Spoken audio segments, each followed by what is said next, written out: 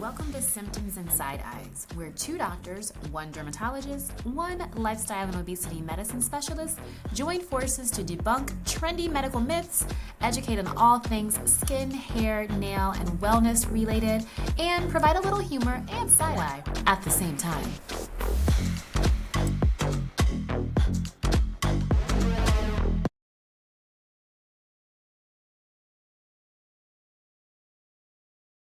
So you find it in a shower drain, on your pillowcase, wrapped around your fingers every single time you touch your hair. And your first instinct, of course, is to Google it. And now you're convinced that you're about to lose all of your hair due to some unforeseen hormonal imbalance, a thyroid condition, and possibly even scurvy. So you buy the hair oil, the hair gummies, the scalp oil, the collagen powder, the rosemary, everything. $300 later, your hair is still falling out. And that's because nobody asked the right questions. And nobody checked the right labs. And so today is where we fix that.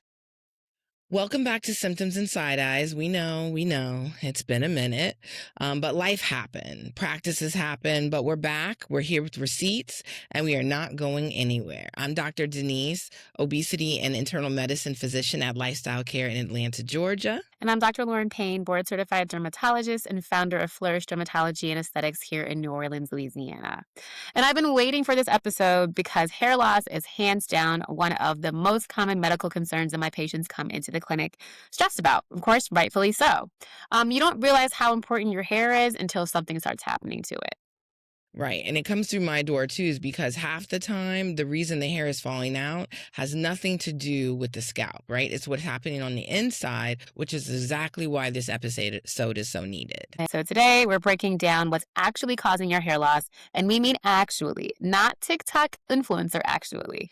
The difference between shedding, breakage, and actual real alopecia.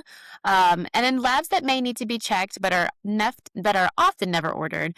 And then what genuinely works versus what's just expensive. Right. And make sure you stick around for the whole episode because we're going to end with doctor's orders, the real list of what to do in order starting this week to help your issues. Plus our news segment at the end, the boss check, where we're going to get real about what it's actually like to start a medical practice. Excited about that. Mm-hmm.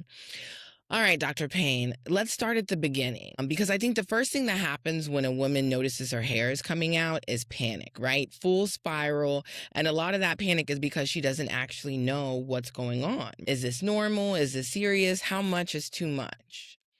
And the answer depends entirely on what kind of hair loss we're talking about because they're not all the same, okay? So they don't have the same causes. They don't have the same solutions. And so let's break it down simply before we go anywhere else. I think that's really important. Okay, good. Let's do that.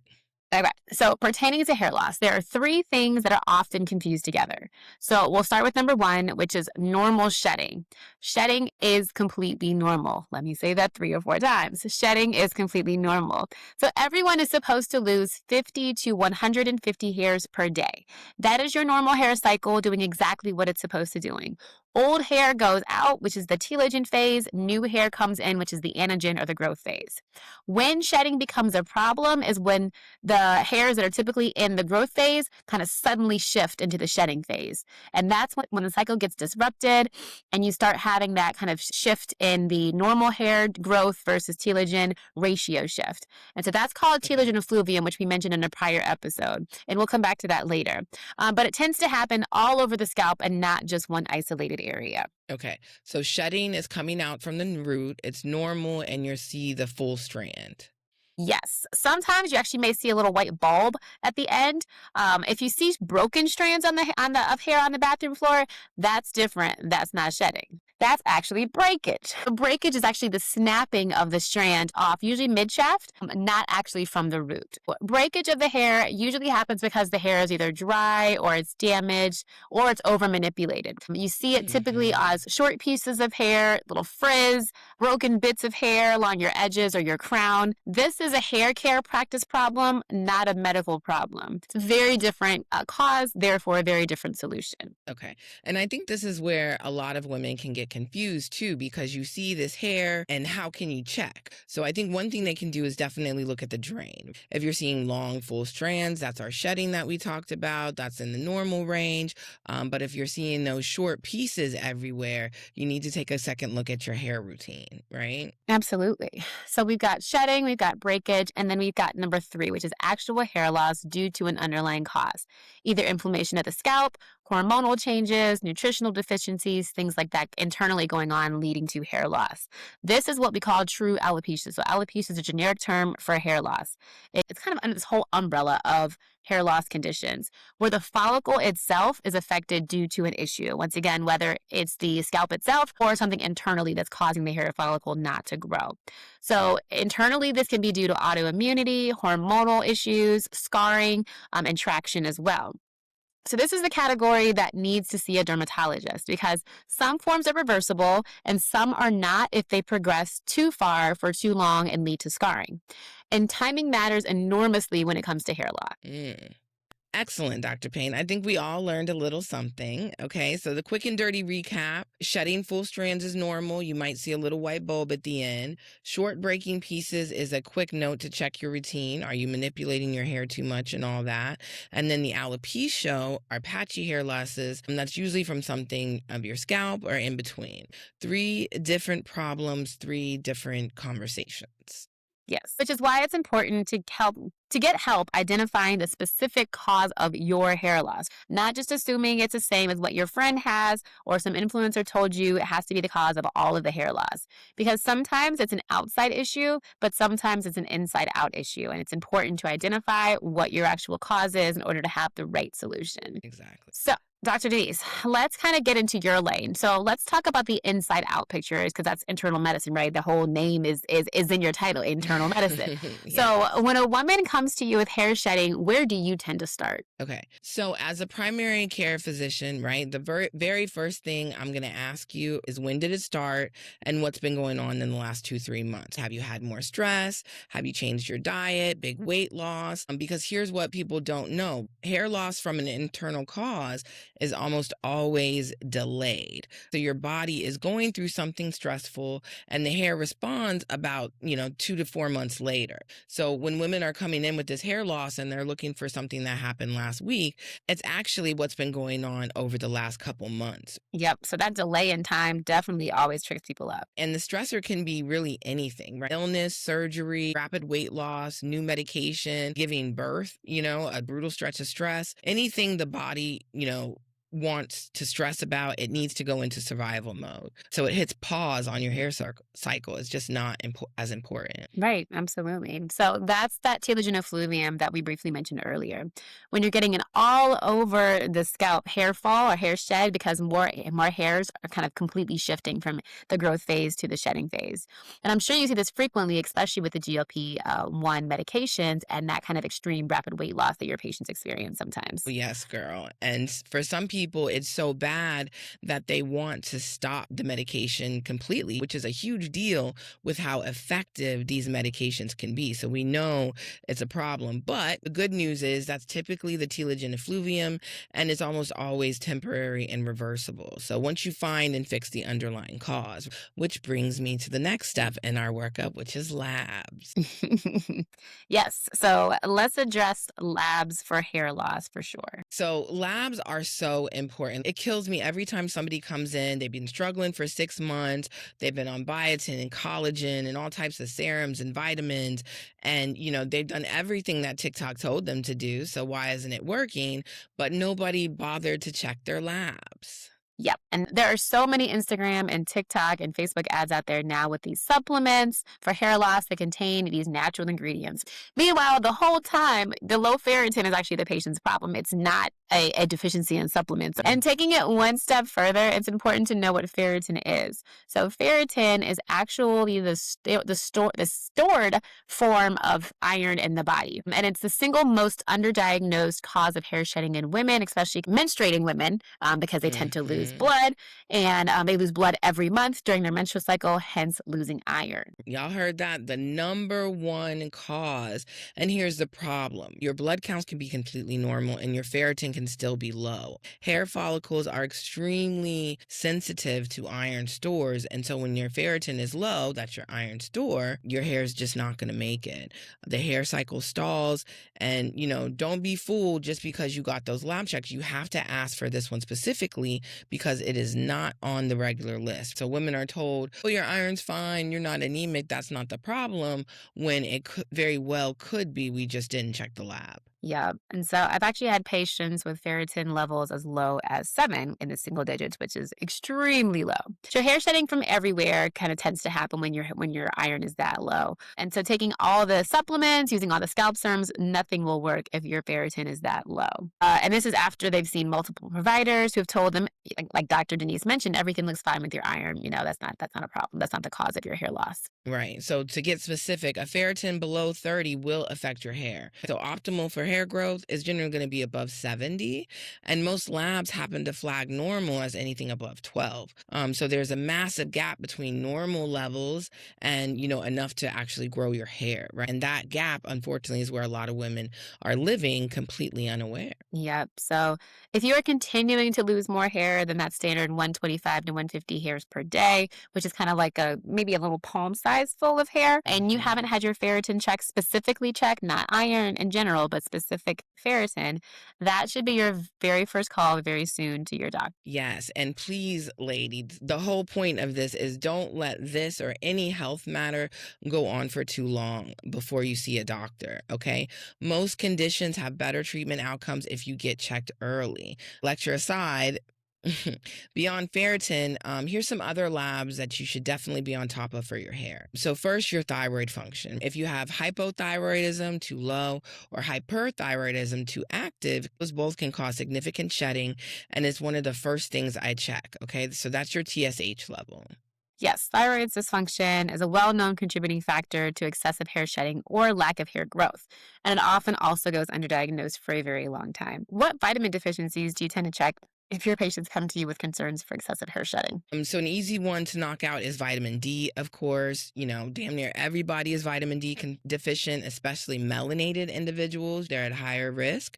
But vitamin D is also linked to your hair follicles health. So get those numbers up, ladies. And then supplements and sun with sunscreen is the way to go here. We can't control the sun or what our skin's doing, so this is definitely a supplement that's worth taking. So next is folate. So to keep it simple, folate is it's involved in your DNA synthesis and helps get oxygen to your hair follicles. So that one's pretty important too to get checked. Yes. And then with folate, of course, you don't want to forget vitamin B12. A lot of people don't know that Right. certain medications can actually make you deficient in B12. That's right. Did you ladies know that if you drink a lot of alcohol, your vitamin B12 goes down? Or if you're on metformin or one of those PPIs like Nexium or omeprazole, you are at risk for B12 deficiency. And then again, if you have a plant-based diet, red meat is one of the main sources of B12, so you're missing out that way. And some people just have a natural genetic gut absorption issues, so their B12s are low too. So that's definitely something to ask for in your workup. Yes. So, be mindful of the alcohol intake every now and again is okay, Mhm, but you always want to make mhm. sure that you're not drinking too much and leading to other deficiencies. Any other conditions or labs to look out for? I would say hormonal fluctuations. So this is more of a diagnosis of exclusion. We don't necessarily check the labs every time, but the girls, perimenopause and menopause are wreaking havoc on the whole system, and the hair is not spared. So it's not just sweats and hair flashes. Hair loss can be a perimenopause and menopause thing too. Even the fluctuations of postpartum. I always hear women saying they grew such beautiful heads of hair while they were pregnant, and it all came out afterwards. That's that telogen effluvium. Or even coming off hormonal birth control can trigger a shred. My friend is actually going through that right now. Yeah, that those large shifts in hormones can definitely contribute to that hair shedding. And Yeah. oftentimes, a clue to the hormonal hair loss is lack of inflammation. So patients really don't are asymptomatic other than seeing the hair loss. They're not having any Mm. itching. They're not having any burning, no tenderness of the scalp.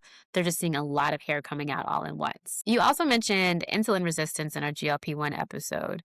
Can you expand about that? Yes. So make sure you check that one out. But chronically elevated insulin drives up androgens, which are the male sex hormones, and this can shrink your hair follicles over time. So, ladies suffering from PCOS, that's one of the more likely reasons if you're having some hair thinning. So, as you can see, there's a lots of different factors that can lead to hair loss. Dr. Deniece, let us know one more time so we can recap the specific labs that ladies should ask for to have ordered if they're suffering from hair thinning or hair loss. Right. Number one is ferritin because that one's not typically included, and it is a big part. Number one, as Dr. Payne said, right? You want your TSA for your thyroid, vitamin D, B12, folate. I didn't mention this, but a full CBC, which is your blood counts, and a full CMP, comprehensive metabolic panels, are routine, and those should be done at least yearly just to get the whole picture of what's going on with you. So you can write that down, screenshot it, take it to your appointment. Don't leave without those numbers if hair loss is a concern for you. All those numbers come back normal, then that's when we start thinking about hormonal influences, so insulin resistance or other factors. Right. Okay, Dr. Payne. Now, they've come to me, they've had this initial workup, the ferritin's good, the thyroid's good, hormones are in range, but the hair is still coming out. What's the next step? So at this point, we actually look and dive into the scalp itself. So we've rolled out everything internally. So now we need to see what's going on with the scalp because the Mhm. follicles may actually be under attack in the actual scalp itself and with things that have nothing to do with the underlying internal body. That reminds me of that time when my scalp was on fire. I remember I called you and I was so panicked. Lord, I thought I was about to lose all of my hair. Girl. Yeah, I couldn't forget about that one. Let me tell y'all, I was going crazy. So I remember exactly when it happened. It was right before COVID. I had gone down to visit some family, and all of a sudden, like my hair right at the crown just started burning. And it was like, it wasn't itching because, we all know that patch your, weave itch and everything, but it was a burning, like something I had never felt before. And I freaked the F out. I was terrified. I genuinely thought I was about to lose it all. Definitely called me freaking out for sure, which thankfully so. I Yes. get it. Right. And I called you, I'll admit that's not before I went to Dr. Google. Me and Dr. Google, we can figure out a lot, but it was something that was hard to find. And I think I found like a little piece of it, but I really had no idea until I actually called you. Yep. And that burning at the crown of the scalp specifically is Mhm. one of the earliest signs and symptoms of this scalp condition called CCCA, which stands for centrifugal cicatricial alopecia. So very, very long word to mean inflammation of the scalp that can lead to scarring. And it always happens Mhm. same place, every single patient. If you do get it, it's always at the crown of the scalp. And like Dr. Deniece mentioned, sometimes you'll have Mhm. warning signs. So sometimes you'll have this unexplained itching or burning, like internal burning or tenderness or bumps at the top of the scalp. Even breakage at the top of the scalp can sometimes be an Mhm. early warning sign as well. And unfortunately, it's one of the most commonly missed diagnoses of alopecia that I see, but it's one of the most consequential because it can lead to scarring if it's not treated early and appropriately. And scarring means permanent, right? Correct. That means the scar tissue is around the follicle, kind of Mm, pretty much cutting it off, no more growth. mm, mm, mm. So it's a real thing, and it's important to identify early on, so that you can treat it appropriately. So once the hair follicle is surrounded by the scar, it's not coming back, unfortunately, which is exactly why I want women not to wait on this one. So if you're having any tenderness, any burning, or progressive thinning at the crown, please see a board certified dermatologist. This is not something that a supplement or an over the counter scalp serum is going to fix. Not a trichologist that you see on YouTube, not a hair loss blog, an actual board certified dermatologist. Yeah, because all I know is it was not pleasant. And sometimes I feel like maybe a little piece of it comes back. But, I'm just super glad that we have this platform because I'm a whole physician. And, I had no idea what it was. And like you said, it tends to happen to Black women after getting a perm. And I had no idea that Mhm. that was a thing. Yeah, So, absolutely. And the crazy part is it doesn't happen to everyone, right? Like, a lot of us hmm got perms back in the day, and don't necessarily get it. So there is a genetic component. We have seen there are some genetic and hereditary factors and people who are more susceptible to it. But the yeah, craziest part is there's like, we have probably mentioned before about the delay between like intelligent effluvium where you had that 3 months. Well, yeah, the delay with CCCA is about 10 to 15 years that's after you crazy. stop. So it's not even like, in the moment of getting it. It's actually like that long delay when you're like, okay, I'm going to stop because, I know relaxers aren't good for me. Let me kind of go natural, blah, blah, blah. 10 years later, you're like, good, I'm in the clear. I'm being natural. I'm keeping my hair healthy. And then it attacks. So that Mine delay was is, uh-huh. It was exactly 10 years. It's so That crazy. is usually when I It's tend so to see it, crazy. 10 to 15 years. That's the Yeah. first question I'll ask the patients, like, when did you have a relaxer? Oh, shoot, girl, I haven't had one of those in 10 to 15 years. And I'm like, ding, ding, Mm-mm. ding. So that is a real thing.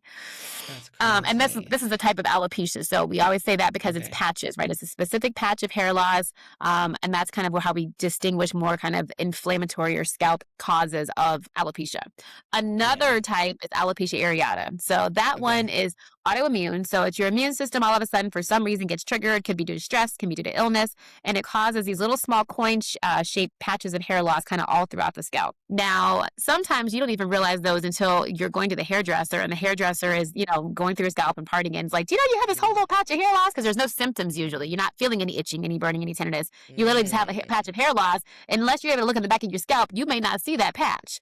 So that's alopecia areata. Good thing, usually that is reversible. Usually, once you get the inflammation under control, those hairs will come back. And then also, real quick, scalp changes, right? So if you're having any scaling, any soreness, tenderness, dandruff shampoos are not getting rid of your dryness, then you want to make sure that you're not missing some other type of underlying scalp condition that's leading to your hair loss. And then, of course, traction alopecia, which you've heard of before, you may have some thinning along the edges, and that's usually due to years of wearing your hair tight ponytails, buns, weaves, braids, things like that. Those hair follicles along the edges kind of just get tired, and they kind of just go to sleep. Hmm.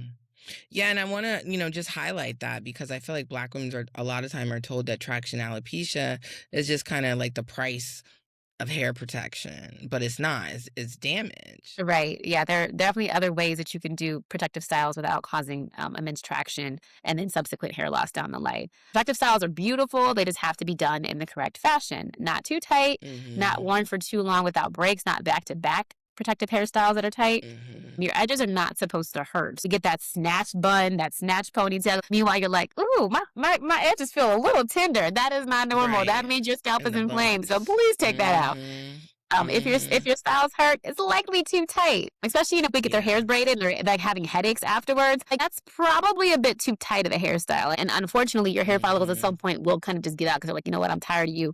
I'm tired of you. tired of you being Mm, mean to me. So right. this is something you need Well, to be mindful of. too bad this didn't exist 10 years ago because I'm sure a lot of us know all about losing them edges and, Mm-hmm. not what we would have wanted had someone told us a long Yeah. time ago. But yes. Okay, so far we've covered a lot. So we talked about shedding versus breakage, labs, scalp stuff. This is definitely an episode for you guys to save and come back to, write these things down. And don't worry, doctor's orders a little bit later. We'll do a full recap so you know exactly what steps to take. But until then, I want to do my very favorite part of the episodes, and that is the side eye. Dr. Payne, what you side eyeing these days in the world of hair loss on TikTok? I think the better question is, what am I not side eyeing? In the world of hair loss on TikTok and Instagram. Good God. Okay. So there's this big push to take saw palmetto supplements or using saw palmetto drops for all forms of hair loss. When in doubt, Mm, use saw palmetto. Now, I will say there is utility in saw palmetto when it's indicated because saw palmetto is a natural ingredient that helps to block DHT. DHT is a form mm, of testosterone that when it attacks hair follicles on the scalp, it can lead to mineralization or thinning of the hair follicles. And when it attacks hair follicles on the face, it can lead to hair growth. Hence why women sometimes have, kind of facial mm, hair. But keep mhm. in mind that all supplements that say that they've got saw palmetto in them are not created equal. And not all supplements work for everyone. It's also not the most absorbed ingredient. So when you see saw palmetto drops, like I would definitely be leery of those. And you want to check out our symptoms and side eye episode about the supplement trap, Oh yeah, just that to was get a a little good bit more one. information about the supplement. So in That was one of my general, check for favorites. review studies. So if you're on a supplement site and they've got actual clinical trials, that is where Hmm. you're like, okay, there is some utility in this. Hard to Yeah. find, but there are some legit companies that do have that. Okay, good. Yeah, that supplement episode is actually one of my favorites because I'm so against them in most cases. But, sometimes they're good, but I'm 1000% against people wasting their money. Absolutely, and they're That's the expensive. unfortunate Like, part. sheesh, when I see Yeah. some of these prices, I'm like, "What?" That's Like, why I don't maybe I buy should it. go I'm in the cheap. supplement industry. I'm just kidding, I would never do that. Um, so yeah, supplements, that's an issue. And another trend I've seen floating on the ethers of social media is the idea of scalp flooding. So this is the concept of pouring multiple oils directly onto the scalp every single day. So just an FYI, the scalp actually produces its own sebum or its own oil, so it doesn't need to be drenched in castor oil and mango butter. I know back in the day, our moms used to grease the scalp and put all the stuff on the scalp, and that was kind of the old wives' tale, but that is not what we do. And especially if you have a condition called seborrheic dermatitis, which is due to this yeast that we all have, it loves oil. And so if you already have a dry, flaky scalp, you probably have malassezia, which is the yeast. What happens is when you put more oil on the yeast love oil. So what does it do? It grows. So your scalp actually gets drier. So you're kind of literally compounding the Mm, issue. So be very mhm. mindful of adding all these extra oils onto the scalp directly. Now, I'm okay with you putting oil on your hair to seal and lock in the moisture after you put like a moisturizing cream in, but it does not belong on the actual scalp itself. Okay, I can get with that. I've also been seeing like people kind of derma rolling their scalp. Like, is that microneedling? What's that? It seems So like it might be a good idea. derma rolling is a little bit different than microneedling. There is some evidence that microneedling itself can stimulate hair growth. However, it needs to be at the specific and correct depth. Because microneedling is actually putting little holes into the skin, and needles actually poking into the skin. So if people are doing this at home with Amazon rollers or microneedles, no technique, no sterile conditions, not sure how deep they're going and where the actual hair follicle is, that can actually lead to an inflamed scalp. And then when you're dealing with skin of color, when our skin gets poked and injured, it hyperpigments. So you're going to be causing a lot of hyperpigmentation from these needles, but not getting the effect of the scalp stimulation. So I would be very leery about using any, scalp microneedling at home. I would definitely go to your dermatologist for that. Now you can use those little massagers, right, that have the little combs on them. If you want to stimulate some blood circulation in the area, that's fine. But if anything is actually puncturing the skin, I'm going to say, nah. Okay. Okay. That makes sense. That makes sense. Side eye strong today. Yeah, it's very very much so. My eyes are tired right now from the side eye. So now that my eyes are very very tired from getting multiple side eyes this week, let's break down the real list of what works to treat hair loss, meaning evidence based.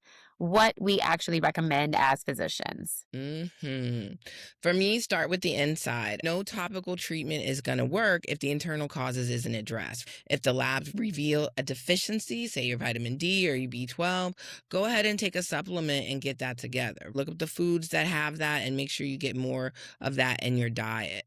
These are not optional extras. These are your body's building block for the hair. So you need those so they can get where it needs to be. You cannot rosemary oil your way out of a ferritin of 8. Yes. Yep, absolutely. Well, yeah, because and that just goes back to the bottom of this is nutrition. Your body is a machine and your food is the fuel. You got to get the right building blocks in there in order to get done what you need to done. Your hair is made of keratin, which is a protein. If you're not eating enough protein, if you're on a GLP-1 and you're wondering why that hair is falling, or you've been ill lately or through a stress wondering, it might be that you're not getting enough protein in your diet. Okay, you need a minimum of 0.8 to 1.0 per kilogram of body weight. Okay, not pound of body weight, per kilogram of body weight. Every is your goal. And if you're a vegetarian, you got to pay even more attention because there's not a whole lot of super high protein plants. So you got to make sure that you're getting your lentils and your legumes and all those things in. Okay, and once you've got your nutrition and labs together, then you can move on to actual treatments with Dr. Payne. So where should they start with that after they've, checked everything out with me? So, if nothing internally is going on and we're cutting an external scalp at this point, if we don't have any signs of inflammation, right? No itching, no burning, no tenderness. Looking for something effective over the counter, then you want to think topical minoxidil. So minoxidil is actually the most evidence-backed hair loss treatment available that's over the counter. And what it does is actually increases the blood flow to the follicle and extends the growth phase of the hair follicle. I always recommend the 5% foam for women as it's the least drying, least irritating for the scalp. And you can even get the men's version if it's cheaper than the women's. And think think about Mhm. Costco, Amazon, things like that. You can get it, in bulk and larger. It does take 3 to 6 months to see results. Hair does not grow overnight like a weed. It does take time and it requires consistency. You have to use it every day. You also do need to wash your hands and try to make sure that you're not putting it in other places because it can cause hair growth anywhere. Here's the most important thing that people don't often realize. When you first start, you actually may notice a little bit more hair shedding in the first few weeks Mm, of using it, but that is actually normal. That's actually a good sign. What it is it's pushing those hair follicles that were kind of already on their way out. It pushes them out and shed mhm, faster so that new growth can come in thicker. So that's actually a good sign. So don't stop it when you mm. start seeing that. Right, that initial set makes people stop right before it starts to work.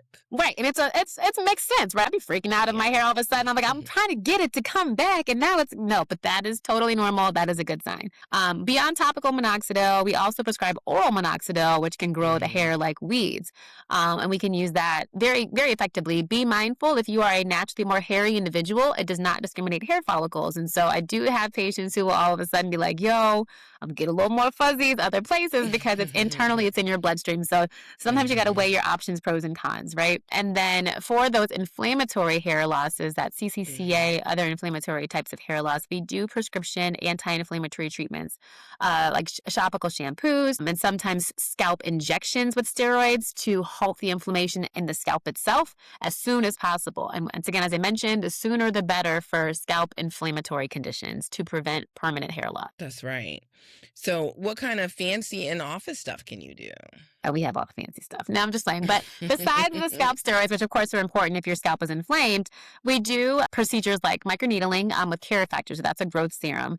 And so we also do Mm, PRP, which is platelet rich plasma, where we actually take your blood, spin it down, and then get the plasma. The plasma has stem cells and growth factors as well. And then we inject that back into okay. the scalp. And so we've got some really good results with hair thickness, just like coming back like you were in your 20s, just because Mm, of some of those procedures. Now, let me state if your hair loss mhm, is because of just typical natural aging and we get the hair back, you will have to do that probably once a year because we can't stop. We can't halt time, right? And we can't halt the mhm. inevitable about your natural hormone cycles Okay. adjusting. But you can do kind of those Mhm. touch up maintenance treatments once a year to Okay. kind of maintain where you're at, which, I think that's Gotcha. realistic. The hair, It's for sure. all about consistency with your supplements too. Hmm. And, I'm not a huge fan of supplements outside of treating actual lab confirmed deficiencies. Okay. Hmm. Yes to iron if your iron is low.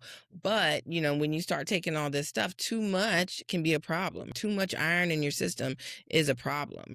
Everybody running, getting all them biotin. Let me get all this high dose biotin, biotin, biotin. But if you've listened to previous episodes of Symptoms and Side Eyes, Dr. Payne has taught us all that biotin is not the answer, and too much can cause some acne, and we don't want that. Dr. Payne, what is the answer when we're looking for a good hair growth supplement? Yes. So, yeah, you probably have heard about my, I don't want to say hatred, just a strong dislike for biotin when it comes to for hair growth. But there are some Hmm. great supplements with scientific research and clinical data behind them, including Nutrafol and Viviscal. And there's a new one called Hmm. Extress gummies that are amazing. Ah. And they can be a little bit more pricey, right? I'm not going to lie and say Hmm. that they're not. They're probably between 70, $80, maybe 80, $90 per month. And, Hmm. if you're not really knowing exactly what's going on, I wouldn't necessarily go ahead and start with that, until you underline the root cause of your hair loss. As Dr. Deniece Hmm. mentioned earlier. But if you're on a budget, I would at a minimums, you start with prenatal vitamins. They have good Hmm. B12, good folate, good a little bit of iron, they've got vitamin D. And so Dr. Deniece has been mentioning this for a long time, and I definitely co-sign. Even if you're not trying to have kids, right? Kids, no kids, it's a Right. good comprehensive multivitamin that covers a lot of what your hair needs in general. So Hmm. definitely we kind of start there if you don't want to if you can't either afford or don't want to go down the route of those more expensive supplements out the gate. Right. That prenatal is good for everybody. Okay. You can give it to your husband too. All right. Because they don't like vegetables and whatnot. Okay, so let's wrap up this jam-packed episode with our final doctor's orders. What should the listeners and viewers be starting to do this week if they're dealing with hair thinning or hair loss? First, labs, labs, labs. Okay, go get your labs checked. I know things are expensive out here. We don't go to the doctor enough, but you need to get your labs checked. Okay, specifically ferritin, TSH, vitamin D, folate, and B12. Not just check my iron, say ferritin. All right, write those down, put them in your notes, and say it to your doctor's face. Okay. Yes, to all the above. Next, audit your hair routine. Are you constantly wearing tight hairstyles or using heat every day? Do you only wash your hair once a month? Or do you detangle curly hair when it's dry and not wet? That is an absolute no no. You need to protect your hair and treat it delicately. Give it a break from constant manipulation. Stop applying oil directly to the scalp if you have dandruff. More Mhm. than likely, that's that seborrheic dermatitis I mentioned. You're just feeding the yeast causing the problem. And please wash your hair every 1 to 2 weeks. There was this TikTok trend several months ago, maybe a year ago, where it was talking about like you should wash your hair maybe every 2 or 3 months because you're overwashing and that can help with hair growth. Yeah, no, Mhm. you're just clogging your follicles, leading to no hair growth and probably hair loss and scalp inflammation. So Mm. please, I understand it's tough for those of us with curly hair and thick hair. It's a lot, right? Like wash day can be a lot. Unfortunately, though, we are not immune to not to still needing to wash our hair every 1 to 2 weeks. Good. Okay. And also, think about your nutrition. So much in our lives comes down to nutrition, and we just don't pay enough attention. Are you getting enough protein? It's not just for weight loss, it's for everybody. About 80 grams a day is a good goal. If you don't reach it, just aim high. Try to get as close as you can. That's your lowest hanging fruit. Some good examples: eggs, Greek yogurt, chicken, fish, legumes. Get your protein in first every single meal. Yep. And be diligent about watching your actual scalp itself, watching for patches, feeling for patches, scalp changes, kind of feeling some tenderness somewhere, any burning, again, thinning at the crown. Speak and see a derm ASAP if you see any of those. Yes, and speaking of seeing a derm, stop buying hair growth supplements before all the above is handled. Okay, get your nutrition right, get your labs right, check your routine, or else you're just wasting your money. Okay, and I don't want you guys wasting your money. The supplement shelf is not where this gets solved until the cause is identified and proper scalp and hair health has been addressed. And if labs are good and basics are handled and hair is still coming out, then you potentially can think about starting the minoxidil that I mentioned. And again, consistency is key, 3 to 6 months minimum before you notice a difference. So be patient.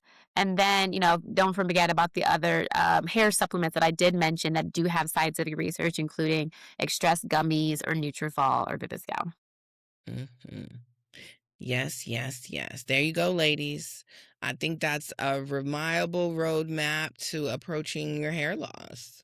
Yeah, I completely agree. So kind of, once again, inside out, outside in, it's important to make sure that you're looking at all the above. And if you've kind of done your due diligence and kind of try to do things on your own and you're just not getting where you need to be, then that's where you need to go to your primary doctor or dermatologist to really get to the root cause and identify and start treating ASAP. Yes.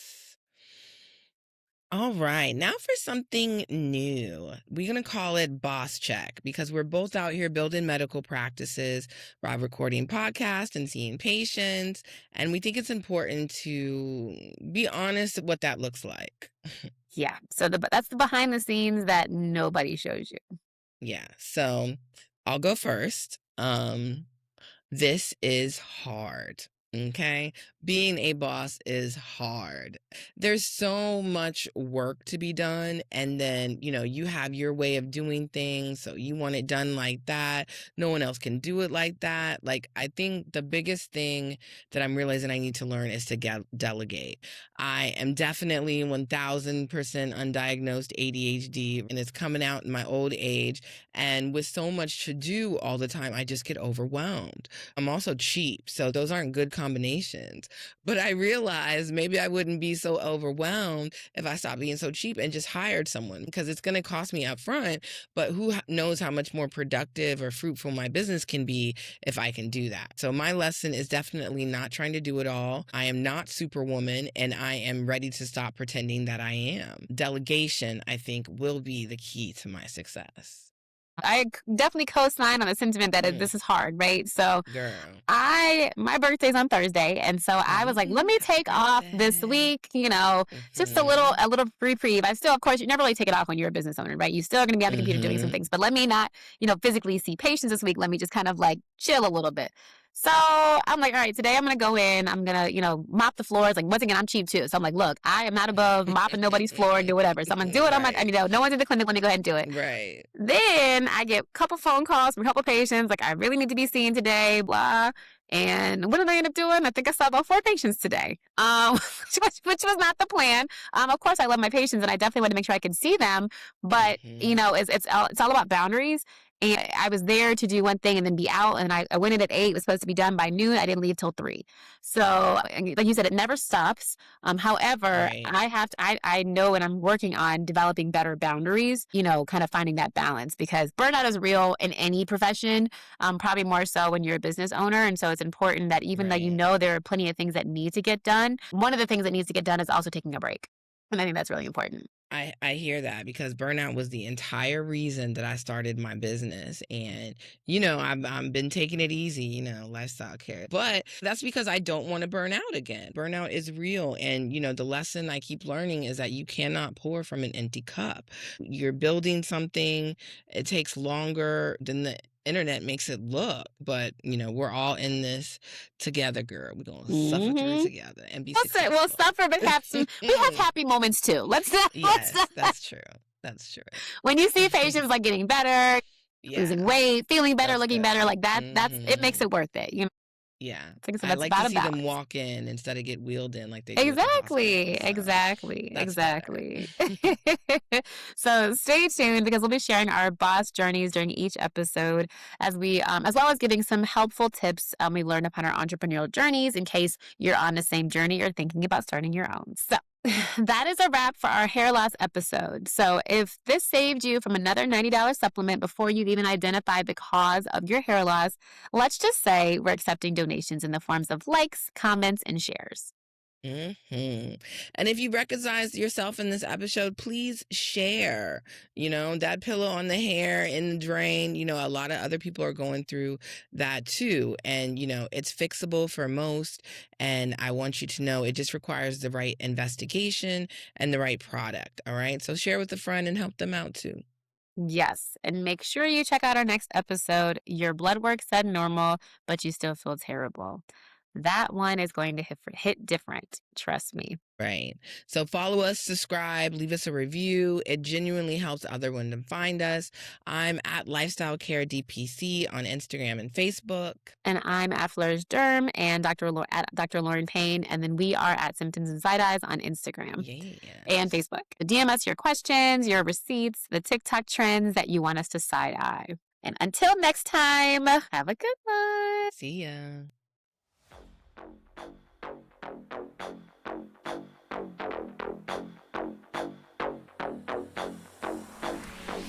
Welcome to Symptoms and Side Eyes, where 2 doctors, 1 dermatologist, 1 lifestyle and obesity medicine specialist, join forces to debunk trendy medical myths, educate on all things skin, hair, nail, and wellness related, and provide a little humor and side eye at the same time.